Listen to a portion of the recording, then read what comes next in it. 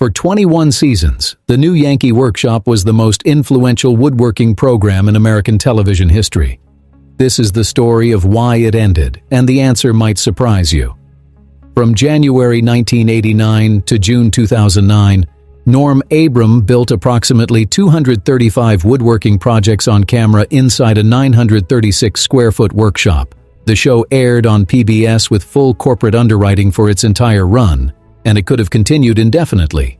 But it didn't, and understanding why requires looking at what the show actually was, who made it, and what Norm Abram himself has said about walking away from one of the most successful how-to programs ever made. Born October 3, 1949 in Woonsocket, Rhode Island, Norman Abram grew up in Milford, Massachusetts, where his father worked as a carpenter. At age 9, Norm started working on job sites helping install hardwood floors, and he spent summers working with his father throughout high school and college. The University of Massachusetts Amherst enrolled him as a mechanical engineering student, but the theoretical work bored him enough that he switched to business administration. 3 years after graduation, he'd worked his way up to site supervisor for a large construction firm before leaving in 1976 to start his own general contracting business. That's where things stood in 1979, when a producer named Russell Morash hired him to build a small barn and workshop in Morash's backyard in Lexington, Massachusetts. What impressed Morash were two things that told him everything about Norm's character: the small scrap pile and the disciplined work habits. Morash invited him onto a renovation project of a Victorian house in Boston's Dorchester neighborhood based on those observations alone. That renovation became the first season of This Old House. Norm Abram became a fixture on the show, and that backyard workshop he built for Russell Morash became the set for the new Yankee Workshop a decade later. Russell Morash holds the key to understanding the new Yankee Workshop. This veteran public television producer had essentially invented the modern how-to television format by producing The French Chef with Julia Child and creating This Old House in 1979. And he understood something about educational television that most producers missed. Simplify the process until you're down to the bare essentials, then use the real world as a backdrop. Morash told the New York Times in 1983, "My instinct is to simplify the process of making a television program until we are down to the bare essentials. That means taking what's out there and adapting it to our purposes, using the real world as a backdrop." By 1988, Morash decided This Old House needed a spin-off focused specifically on woodworking, and he had the perfect host already on his payroll, plus the perfect set in that same workshop Norm had built in his backyard 9 years earlier. They expanded it and re-equipped it to Abram's specifications. January 7, 1989 marked the premiere of the new Yankee Workshop, and the first episode showed Norm building a medicine cabinet. The format worked because of its simplicity. Norm would build a single piece of furniture or workshop project from start to finish in each 30-minute episode, often opening with a visit to a historic location, museum, or craftsperson related to the piece he was building, then walking viewers through every step of the construction process in that workshop. A fast-paced guitar and harmonica theme composed by Peter Bell and David Mash opened each show. Norm wore plaid flannel shirts that became so iconic they inspired the character Al Borland on the sitcom Home Improvement, and every episode started with the same reminder: wear your safety glasses. Most viewers never knew this, but Norm built each project at least twice and sometimes 3 times. One prototype got built first to work out the construction sequence and figure out the camera blocking, then a second copy got filmed for the actual show, and occasionally a third copy went to charity or stayed in Russell Morash's home. The official New Yankee Workshop YouTube description reveals that Norm built a typical project in 2 days, while doing essentially all the work himself with an assistant for cleanup and finishes. 2 days to build a piece of furniture while cameras captured every step, then do it again the next week and the week after that for 21 years straight. WGBH-TV in Boston produced the show in association with Morash Associates and distributed it to PBS stations nationwide, which led to Russell Morash winning Daytime Emmy Awards for Outstanding Service Show in 1997, 1998, and 2000, while editor Gary Stevenson won a Daytime Emmy for single-camera editing in 1999. By all external measures, the show was thriving, with Wikipedia's records showing 284 total episodes across 21 seasons, and the show stayed fully funded through underwriting, which is corporate sponsorship typical of PBS programs, for its entire run. Season 20 aired in 2008 and 2009 with an unusual format where the first 9 episodes focused on a single large project, a kitchen remodel in Russell Morash's home that concentrated on cabinet construction. This made it the most personal arc in the show's run, and the last season where entirely new projects got built. Season 21 concluded in June 2009 with even more unusual programming, as all 24 episodes, roughly twice the size of typical seasons, were rebroadcasts of episodes from seasons 9 and 10, each one prefaced with a new on-camera introduction by Abram. Looking back now, it reads like a deliberately reflective send-off. October 16, 2009 brought the official announcement from WGBH Boston that no further episodes would be produced. So why did it end? The internet overflows with theories claiming the show was canceled due to declining ratings, or that PBS pulled the plug for financial reasons, or that creative conflict erupted between Abram and Morash, and a few articles and YouTube videos suggest Norm's body simply couldn't take the physical toll anymore. What Norm Abram himself has said tells a different story. The show was fully funded through underwriting and could have kept going, but he decided he had accomplished everything he wanted to do and wanted to spend more time with his family. Abram's statement at the time of the announcement laid it out plainly. "We've had a great run, built challenging projects, met wonderful woodworkers, and received loyal support from millions of viewers."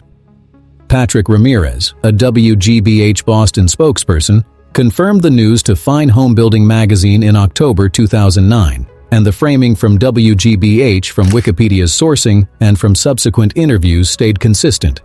The show's run ended on the production side as Norm's decision. Russell Morash never characterized the ending as forced, and in his comments plus his 2023 video introducing the YouTube launch of the series, he framed the show's afterlife as a continuing legacy.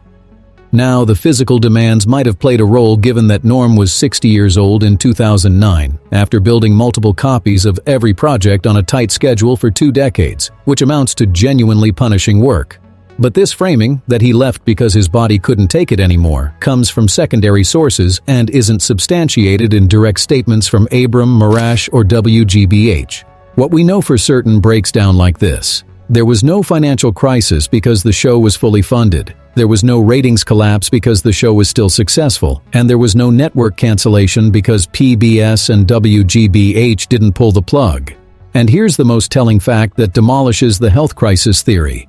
Norm Abram continued to work full-time as master carpenter on this old house for another 13 years, not retiring from this old house until October 2022 after 43 years on the program.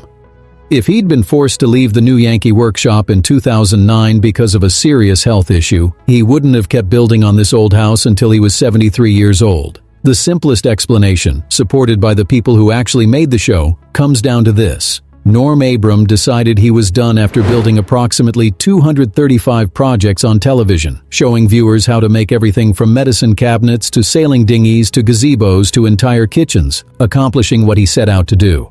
And he wanted his life back. The new Yankee Workshop, alongside this old house, essentially created the modern DIY television genre, and Russell Morash's body of work was characterized in his obituaries as the foundational template for how-to TV that ultimately spawned cable networks like HGTV and DIY Network. The show's influence on woodworking culture defies easy measurement because it mainstreamed a craft that had previously lived only in niche magazines and trade schools, elevated the cultural standing of the working carpenter, and turned Norm's phrase, "measure twice, cut once," into a household idiom. Modern instructional creators like the Wood Whisperer and similar online woodworkers have publicly credited the new Yankee Workshop as a formative influence, and the American Academy of Ophthalmology gave Norm Abram their iSmart Distinguished Service Award on April 23, 2009, for his consistent on-air emphasis on eye safety.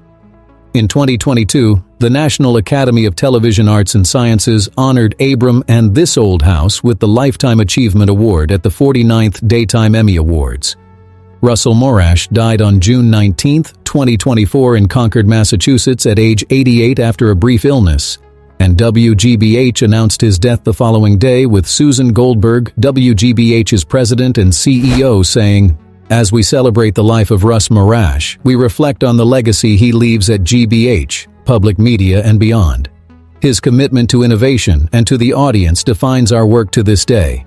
The workshop itself still stands on Morash's former property in Lexington, Massachusetts, and in Morash's January 2023 YouTube tour video, the shop appeared intact and largely as fans remember it. As of 2023, every episode of the New Yankee Workshop is being made freely available on the official New Yankee Workshop YouTube channel, though episodes are no longer available through the This Old House Insider subscription service since that license expired in September 2022.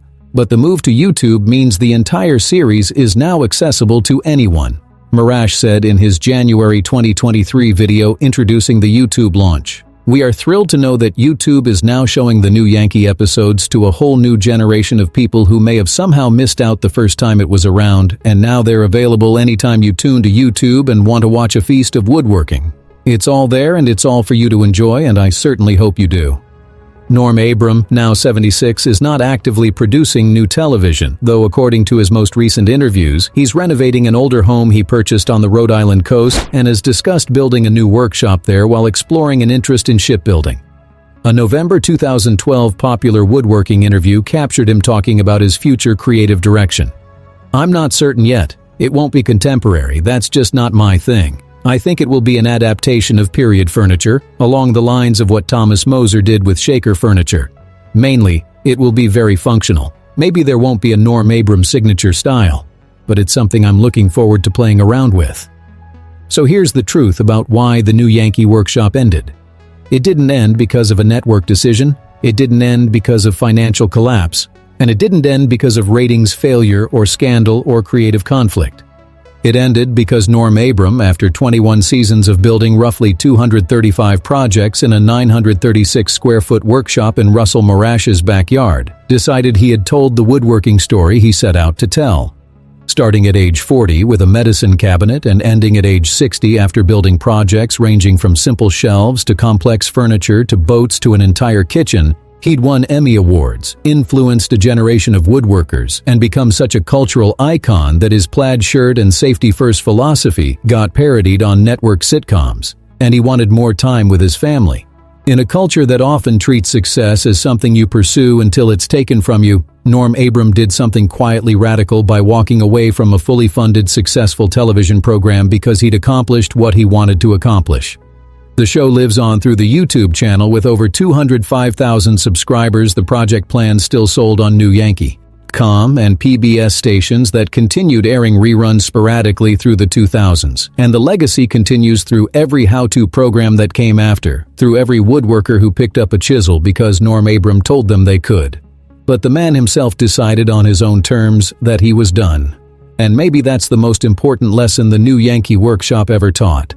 Knowing when you've built enough and having the courage to put down your tools and walk out of the shop.